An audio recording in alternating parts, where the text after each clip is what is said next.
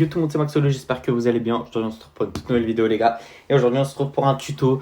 Comme toujours les gars, la chaîne des tutos Minecraft elle est juste là les gars. Donc aujourd'hui on se trouve pour un tuto pour créer la plus petite base du jeu qui existe.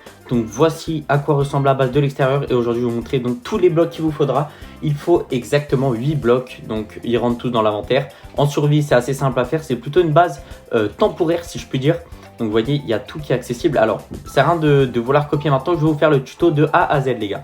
Donc, comme vous pouvez voir, on va rentrer. On peut voir que vraiment la base est très très petite. Mais vous allez voir que ça va le faire. Alors, pour commencer, les gars, qu'est-ce qu'on va faire? On va mettre d'abord une dalle ici, les gars. Ça sera pour rentrer et pouvoir utiliser le four et l'établi. C'est-à-dire que quand vous rentrez dans votre base, vous pourrez utiliser le four qui est en haut et en bas l'établi sans forcément casser ou quoi que ce soit. Ensuite, les gars, donc... vous pouvez mettre n'importe quel bloc, juste faut mettre le lit, mais pas avec les coffres en dessous. Vous allez comprendre parce que si par exemple, je décide de mettre un lit sur les deux coffres, vous verrez que ça ne marchera pas. Je peux pas le mettre, donc vous voyez que ça marche pas. Donc il faut d'abord mettre sur des blocs normaux et après, oh là, et après sur des blocs spéciaux. Voilà les gars. Donc là actuellement, on a déjà la première étape. Alors juste, toi bouge. Donc les gars, c'est assez simple, hein, vraiment. Vous avez un double coffre qui est caché en haut, en dessous du lit, je veux dire.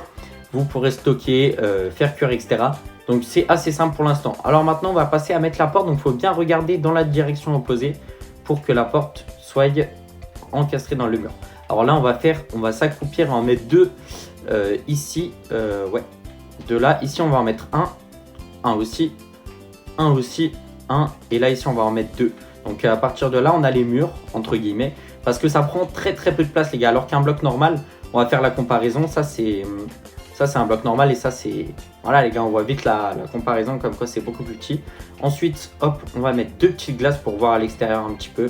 Et une fois qu'on a fait ça, les gars, on va aller sur le toit et on va mettre des petites dalles. On va en mettre exactement 4.